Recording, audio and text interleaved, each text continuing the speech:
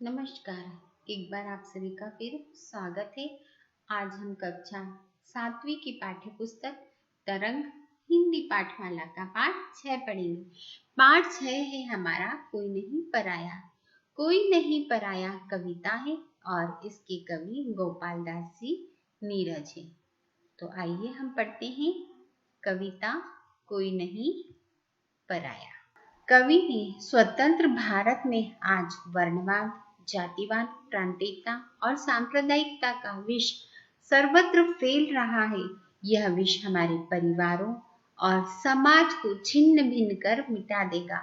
देश में प्रांत, भाषाएं और लोगों के रीति रिवाज चाहे कितने ही भिन्न क्यों न हो, भारत के लिए सभी भारतवासी मन प्राण से एक ही।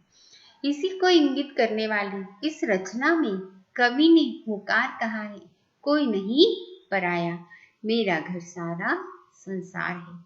कवि चाहता है कि प्रत्येक देश सीमा के बंधन को तोड़ दे तथा संपूर्ण विश्व एक परिवार बन जाए।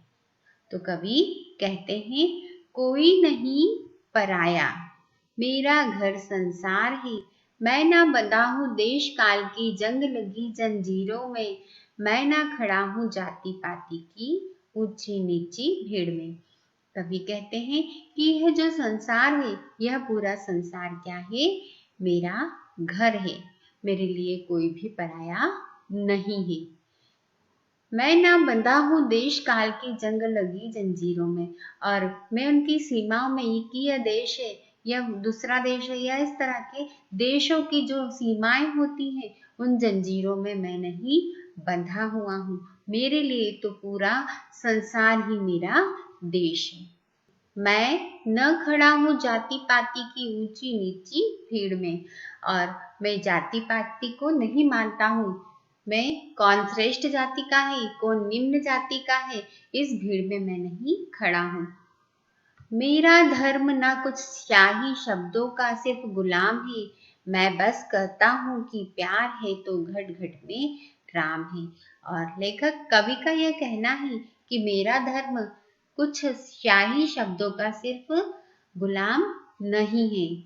मेरा धर्म यह नहीं है कि कौन किस धर्म का है, कौन किस धर्म का है। मेरा धर्म तो बस मानवता का है। बस मैं यह कहता हूँ कि प्यार, यदि सभी में प्यार है तो सबके हृदय में क्या है? भगवान बसे हैं। प्रत्येक व्यक्ति के हृदय में राम बसे हैं। स्नेह से, प्यार से ही भगवान का हृदय में वास होता है। इसलिए मेरा यह कहना है, मेरा यह मानना है कि यदि आपके हृदय में, आपके मन में स्नेह है, प्रेम है, तो प्रत्येक के हृदय में राम अर्थात ईश्वर बसे हुए हैं। मुझसे तुम ना कहो मंदिर मस्जिद पर मैं सर टेक दूं, मेरा तो आराध्य आदमी देवालय हर द्वार है। और कवि यह कहते हैं कि मुझसे तुम मंदिर या मस्जिद में माथा टेकने के लिए, सिर टेकने के लिए, पूजा करने के लिए मत कहो। मेरा तो आराध्य आदमी है, और मेरा तो देव अर्थात जो पूजने योग्य है वह तो मनुष्य है, आदमी है। और देवालय अर्थात जहाँ पर देवता रहते हैं, मंदिर मस्जिद या जो भी है, वहां पर जो देवता वास करते हैं, देवालय, तो मेरा हर एक घर का द्वार है। मेरे लिए हर एक घर मंदिर के समान है, और उसमें रहने वाले मनुष्य, आदमी मेरे लिए देवता के समान है। मेरे लिए कोई भी पराया नहीं है। यह संसार, पूरा विश्व मेरा घर है। कहीं रहे कैसे भी मुझको प्यारा हर इंसान है। मुझको अपनी मानवता पर बहुत बहुत अभिमान है। आगे कवि कहते हैं कि कहीं भी रहे, कैसे भी रहे, कैसे भी परिस्थिति में रहे, और कहीं कैसी भी जगह पर रहे, लेकिन मुझको तो स्नेह प्रेम हर एक मनुष्य, हर एक इंसान से है। मेरे लिए हर एक इंसान, हर एक मनुष्य प्यारा है। मुझको अपनी मानवता पर बहुत बहुत अभिमान है। और आगे कवि कहते हैं कि मैं मानव हूँ और इस पे मुझे बहुत बहुत अभिमान है, बहुत गर्व है, बहुत घमंड है कि मैं मानवता में मानव हूँ। मुझे अपनी मानवता पर बहुत बहुत गर्व है, अभिमान है। अरे नहीं देवत्व मुझे तो भाता है मनुजत्व, और छोड़कर प्यार नहीं स्वीकार सकल अमरत्व भी। कवि का कहना है, अरे नहीं देवत्व मुझे तो भाता, मुझे कोई देवता की पूजा करना या देव नहीं अच्छा लगता है। मुझे तो मानवता ही, मनुष्यता ही सबसे अच्छी लगती है। और छोड़कर प्यार नहीं स्वीकार सकल अमरत्व। यदि मुझे स्नेह, मानवता का प्रेम, स्नेह छोड़ने के लिए कहा जाए, और यदि मैं छोड़ने के लिए मुझे कहा जाए, तो मुझे यह स्वीकार नहीं है। और इसके बदले यदि मुझे सारी अमरता दे दी जाए, तो भी मुझे यह स्वीकार नहीं है। मुझे तो क्या करना है, मनुष्यता ही चाहिए, मानवता ही स्वीकार है। मुझे सुनाओ तुम ना स्वर्ग सुख की सुकुमार कहानियां, मेरी धरती 100 स्वर्गों से ज्यादा सुकुमार है। आगे कवि कहते हैं कि मुझे यदि 100 स्वर्ग के सुख का दिया जाए या उसकी कहानियां मुझे सुनाई जाए, तो मुझे बिल्कुल स्वीकार नहीं है। मुझे तो क्या चाहिए, जो मेरी यह धरती है, जहाँ पर मनुष्य रहते हैं, मानव रहते हैं, वही मुझे क्या है, 100 स्वर्गों से भी ज्यादा सुकुमार प्रतीत होती है। और इसीलिए मेरे लिए कोई भी पराया नहीं है। यह मेरा घर है, वो क्या है, पूरा संसार है, पूरा विश्व है। आगे कवि कहते हैं, मुझे मिली है प्यास विषमता का विष पीने के लिए, मैं जन्मा हूँ नहीं स्वयं हित जग हित जीने के लिए। कवि कहते हैं कि मुझे जो यह असमानता मिली है, मुझे मिली है प्यास विषमता का विष पीने के लिए। जो असमानता का विष है, कोई जाति से बड़ा है, कोई श्रेष्ठ है, कोई धनवान है, कोई हिंदू है, कोई मुस्लिम, तो ये जो विषमता है, इसका विष पीने के लिए मुझे प्यास मिली है। मुझे क्या करना है, इन सबको मानवता के रूप में लाना है। मुझे मानवता ही स्वीकार है। मैं जन्मा हूँ नहीं स्वयं हित जग हित जीने के लिए, और जो मेरा जन्म हुआ है, वह मेरे स्वयं के हित के लिए नहीं, मेरी स्वयं की भलाई के लिए नहीं हुआ है। यह जो मेरा जन्म है, वह जग संसार के हित के लिए, जीने के लिए हुआ है।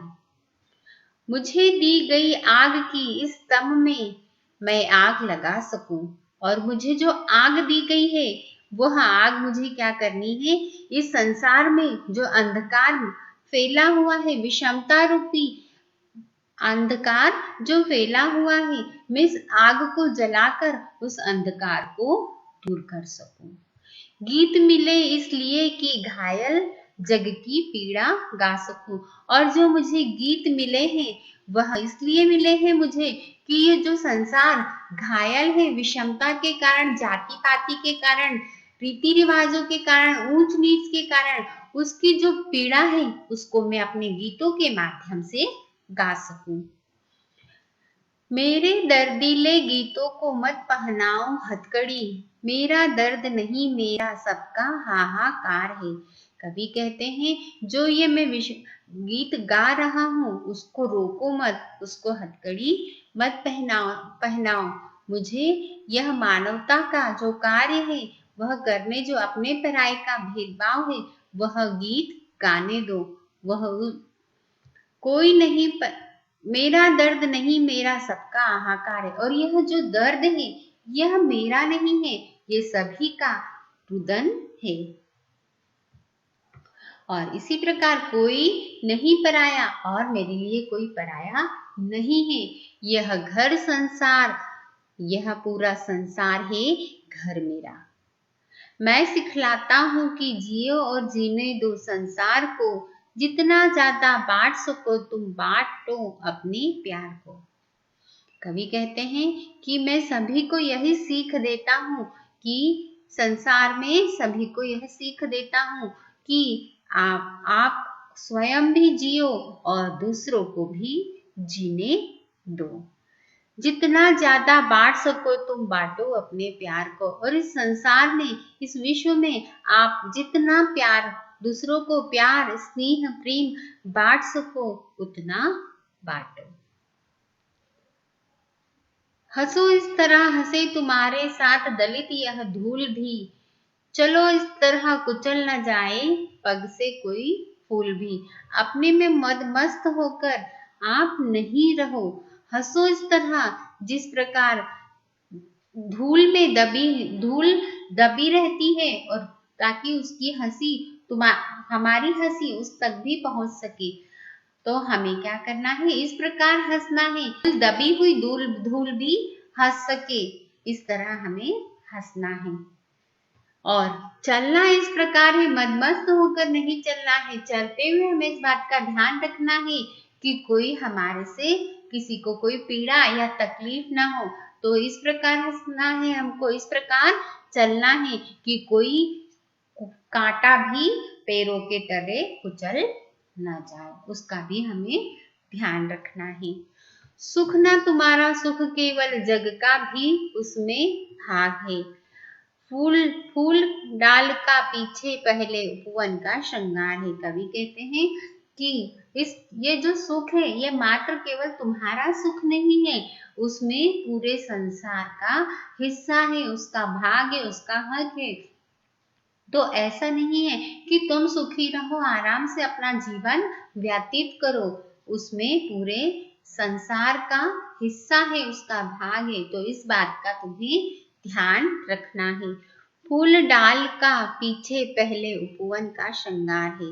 और ये जो डाली पर लगा हुआ फूल है वह डाली का बाद में है, पहले वो उपवन में लगे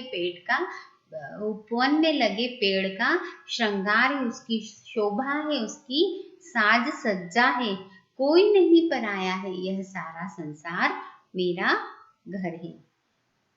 कविता में कवि ने कोई नहीं पराया का बड़े ही सुंदर ढंग से वर्णन किया है। धन्यवाद।